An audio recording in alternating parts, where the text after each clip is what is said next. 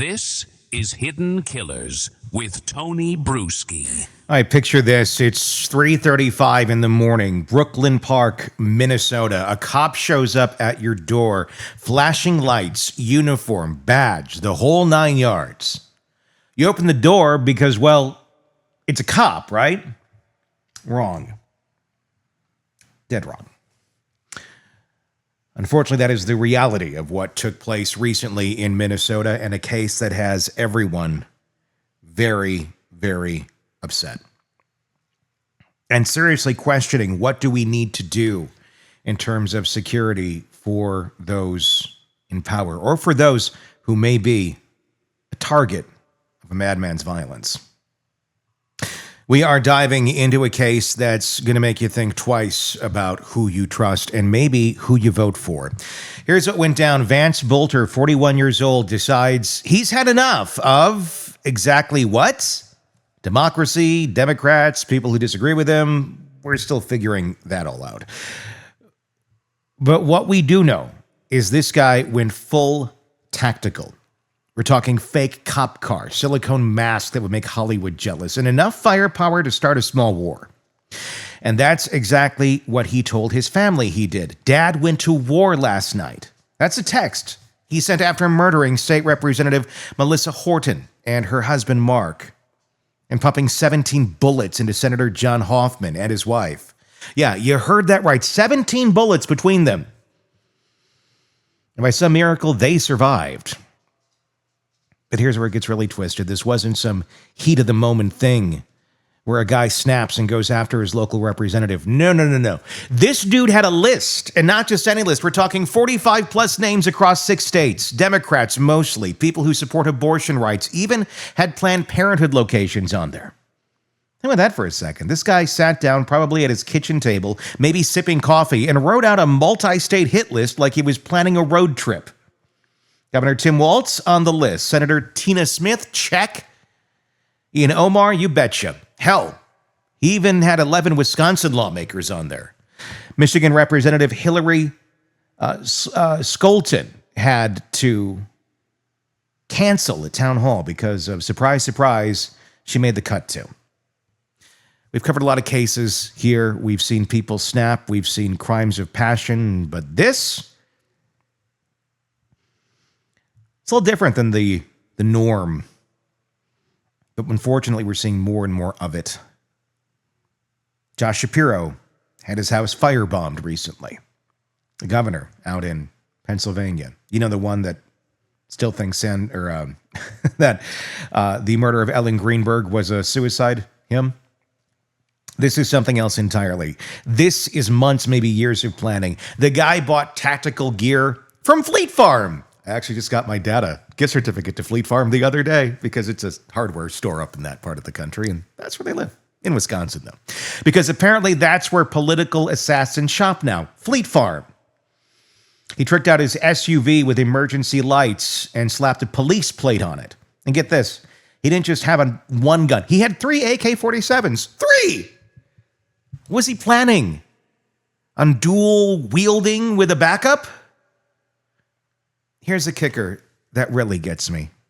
Boelter served on Minnesota's Workforce Development Board with Senator Hortman for 7 years. 7 years of sitting across the table from a guy you're secretly planning to murder. They probably shared donuts at those meetings, made small talk about the weather, while this psycho was taking notes like, nice family, 2 kids, easy access to the backyard. The attack itself was like something out of a movie, except it was terrifyingly real. At 2:05 a.m., he hit the Hortman's house, 9 bullets, and John, 8, and his wife, Yvette, who, by the way, was shielding her disabled daughter.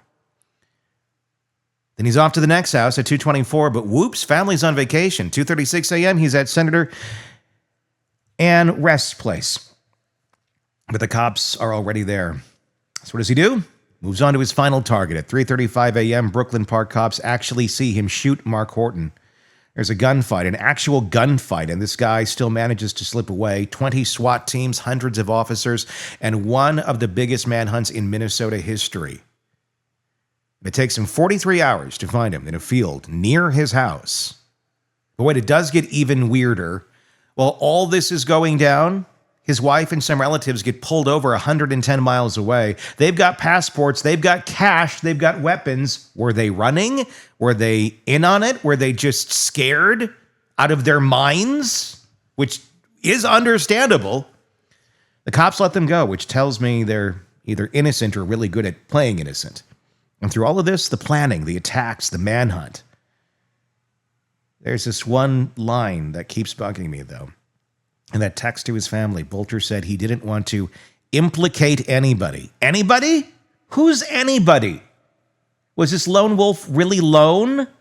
Or are there more people out there with their own lists, their own fake badges, their own twisted sense of justice? The feds are talking the death penalty, which is ironic since Minnesota got rid of capital punishment back in 1911. But it's a federal crime, federal rules, and honestly, when you dress up as a cop and murder people in their homes because you don't like their politics, you're pretty much written your own ticket to whatever the hell awaits you. So let's dig into this mess. What makes someone go from concerned citizen to political assassin? How many more Vance Boelters are out there right now making their lists and checking them twice?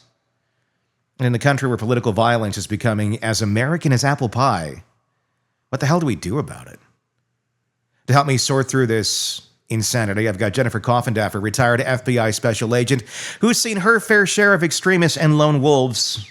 Let's see what she makes of this disaster. Well, I think first and foremost, no one can know what is going on inside somebody. Mm-hmm. So outward appearances typically mean nothing. Mm-hmm. Clearly, he was boiling over. And even though that wasn't perceived by the people around him, that's what was happening, because this wasn't just a spur of the moment. This was well planned. He had the vehicle with the emergency lights. He had the uniform that he used all as a ruse to get into these homes to commit these attempted murders and 2 actual murders, as you pointed out. Mm-hmm. He had a list, a hit list of approximately 70 people.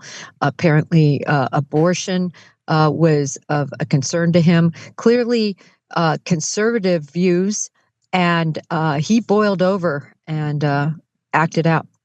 Do you think this is something, because one of the big questions right now is, are there other people involved with this guy? Is he just the tip of the iceberg of more people? And I'm not talking about copycats. I'm talking about others who may be just as organized as he is, or may have communicated with other people on this. Do you think there's more people involved? He made that message to his family of, Daddy went to war last night, and I don't want to implicate others. What's your thoughts on that? Well, I think it's really concerning. Initially, law enforcement has come out and said, no, there's no other people particularly involved. But, I think it'll be interesting to see if the wife is charged. She had the passports, the money, that is concerning. When she was pulled over, obviously, they let her go. They need much more investigation to see if she was attempting or had harbored him in any way with knowledge. And also that roommate is really sketchy. We'll see if they end up turning anything out there. But this investigation is at its very initial stages. They've got a lot to unpack with everything he's done on social media, all his communications. And I think it's going to be interesting to see, but I'm worried, and I think all law enforcement is concerned about these continued lone wolves, whether it's driving a vehicle into a group of people in New Orleans or somebody like this. It doesn't matter the motivation. These are highly radical people for various political reasons. And ones that certainly have some energy. I mean, it's not exactly super easy, I think, to go rig up a vehicle to look like a cop car. And I guess, you could probably figure out how to do the outfit in some way, shape, or form, but he was pretty convincing to be able to go that far. What makes it interesting is the extent of the list, and then common sense or just healthy thinking of, are you actually going to be able to pull this much off? Do you think he was thinking that he's going to be able to go out and execute all of these people on his list? Or is that just kind of the fantastical thinking of, an assassin who has serious mental health issues? Well, you know what it reminds me of a little bit is the situation with the CEO killing Luigi Mhm, Mangione, right? They have this grandiose plan. They execute it very well because it is well planned. mhm, And then all of a sudden, the planning ends. mhm. And that's why they get caught. They don't know sort of their next steps after their initial, acts of violence. Mhm. So he obviously had these two particular houses targeted, these people targeted, and then it seemed like, okay, now I'm going to go home and see how it all fares out. Yeah, it's like they get so far and like, okay, we're good. We got the whole thing planned, and then once we execute it, it's great, and we're just going to live our life like there's nothing else going on around us, or that we haven't just done this. Are you surprised that they found him alive? It seems, a lot of cases, not necessarily like this, where it's somewhat politically motivated. We find individuals who go off and do horrible things, and then they execute themselves. Not him. He's still around. What were your thoughts on that they did get him alive? I wasn't surprised in that vein. And let me say why. Because it seems like that individuals who do these sorts of crimes and have this agenda that they want to get out there, I think he's going to continue to want to espouse that, even if it's just to the people sitting in his jail cell, Hmm. right, Tony? He's going to want to continue being sort of this martyr that's going to prison for his views. And remember, at the end of the day, Tony, these offenses are all about the person committing them. Hmm. It's their chance to be infamous since they could never be famous. That's at the core of who these people are. It's a very narcissistic, look at me, I'm famous type of vibe. If this never got in the news or out there, I tell you, I think these people would go away. But of course, that's not going to happen. Sure. And the media was necessary to find him, quite Hmm. frankly. Oh yeah, without a doubt. There's supposedly a religious aspect to him as well. He was described as being deeply religious, volunteered as a preacher, which is, of course, the preacher's out shooting people. Yet he committed the murders. Friends say he hated abortion, so that's where the abortion comes into play.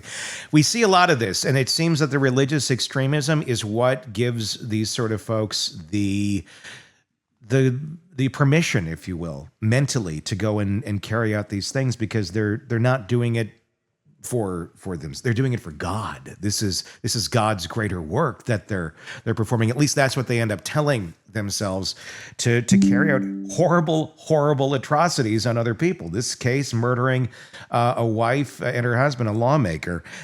We've seen a lot of it, though, in recent years. We've seen the Jody Hildebrandt and Ruby Franke, granted a different type situation where they carried it out basically on their kids. We see it, Lori Vallow Daybell. That was a religious thing as well.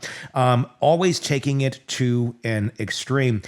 How are we underestimating the problem of religious extremism in our country? Because there does seem to be a lot of it that is brewing just under the surface. Are we about to see a lot more of it being justified under the name of God, to carry out what they believe is a higher calling than even what the law prohibits? Well, Tony, I like how you couch that as it's almost they have permission, Hmm. right, to commit these heinous acts as they're interpreting what God is telling them to Yeah. do or what they're doing for a particular purpose. I don't know if it's underestimated. The FBI has always been the most concerned with, typically at the top of our chart, is religious extremists or political extremists that are lone wolves. They are the most danger. They don't have a group of people to answer to. There's no hierarchy. They don't have to be, given permission by the other people they're working around. They get to take all the credit, if you will, and all the glory and not share it. So these are the people that have always been the most concerned, and I guarantee will continue in terms of the FBI's priority list. Jennifer Coffindaffer, appreciate you breaking that down for us and always being here to help. Always enlightening, always a little terrifying when we realize how these people think. Okay, so let's talk about what we didn't get to cover there, because there's a lot to unpack here, and frankly, some of it's going to keep me up at night too. First off, we can address the elephant in the room. The guy claimed to be religious, deeply religious, even volunteered as a preacher. Not a religious scholar or anything, but I'm pretty sure thou shalt not kill didn't come with an asterisk saying, unless they're Democrats. But that's the thing with extremists, right? They'll twist anything, the Bible, the Constitution, their morning horoscope, to justify what they want to do anyway. And what he wanted to do was play soldier. Dad went to war. That's how he saw this. Not as murder, not as terrorism, but as warfare. In his mind, he probably thought he was some kind of patriot, a holy warrior, the guy, the good guy with a gun. Except plot twist, he's actually the bad guy with 3 guns and a kill list. Speaking of that list, let's think about the logistics here for a second. 45 names across 6 states. This guy, he had a spreadsheet. Was he using Google Maps to plan the most efficient route? Okay, if I hit Minneapolis targets first and I swing through Wisconsin, maybe I catch a few in Illinois on the way back. It's sick, but it's also weirdly organized. This isn't mental illness in the traditional sense. This is methodical madness. And here's something that really bothers me. The security company he owned was called Praetorian Guard Security Services. Praetorian Guard Security Services. For those who skipped history class, the Praetorian Guards were Roman emperor bodyguards who eventually got so powerful they started killing emperors and installing their own. So this guy had zero historical awareness, or he knew exactly what that name implied. Given everything else, I'm betting on the latter. The timeline investigators put together is genuinely disturbing. We're not talking about a few weeks of planning. This guy was doing surveillance for months, possibly years. He knew these people's routines. He knew their homes. Hell, his notes on Representative Hortman included how many kids she had and how many terms she'd served. It's not anger, it's obsession. And can we talk about the fake cop angle for a second? Because that's nightmare fuel right there. We teach our kids to trust police, to go to them when they're in trouble. This psycho weaponized that trust. He knew that at 3 a.m., if a cop knocks on your door, you're going to open it. You might be worried, but you're going to open it. It's genius in the most evil way possible. Also, what gets me is how normal this guy seemed on the surface. Business owner, served on state boards, had a wife, family, employees. Wasn't some basement-dwelling weirdo posting manifestos online. This was your neighbor.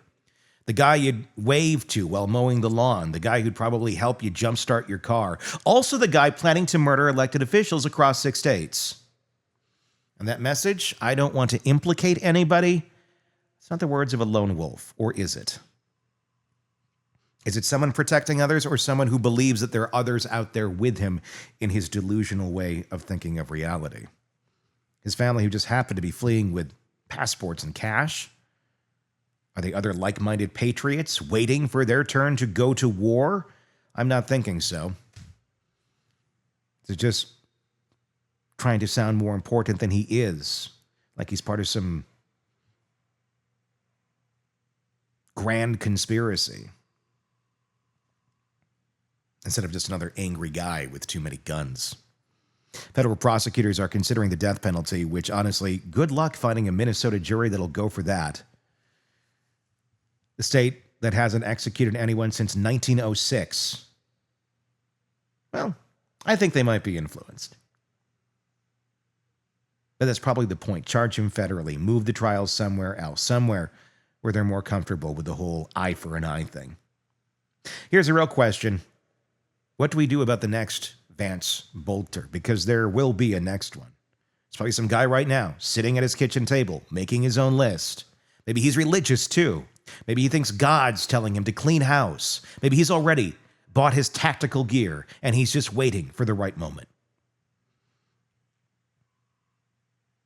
We can beef up security at the Capitol. We can give lawmakers panic buttons and security details. But at the end of the day, democracy requires accessibility, town halls, community meetings, constituent services. That's how this whole thing works. We can't bubble wrap our representatives without bubble wrapping democracy itself. The Hoffman's surviving gives some hope. 17 bullets between them, and they're still here. It's either divine intervention or just dumb luck. But either way, I'll take it. But they shouldn't have had to survive anything. They should have been asleep in their beds, not fighting for their lives because some wannabe holy warrior decided they were the enemy. Look, I don't have answers here. I wish I did. All I know is that when political disagreement turns into hit lists, when going to war means murdering people in their homes, when fake cops are hunting real representatives, we've crossed a line we can't uncross. Van Boelter's in custody now, no bail, awaiting trial, probably trying to figure out how to spin this as some noble cause. But the damage is done. 2 people are dead. A family is shattered. Lawmakers across 6 states are looking over their shoulders. And somewhere out there, someone else is taking notes. What are your thoughts on this whole tragedy? Tell me in the comments section. I'd love to hear it on YouTube. Wherever you're listening to the podcast, be sure to press subscribe as well so you don't miss any of our coverage on this case and the many that we have for you here at True Crime Today and the Hidden Killers podcast. I'm Tony Bruschi. We'll talk again real soon. Craving non-stop true crime updates? Press subscribe now and get the latest cases, analysis, and expert commentary delivered straight to your feed. Only from the Hidden Killers podcast and True Crime Today.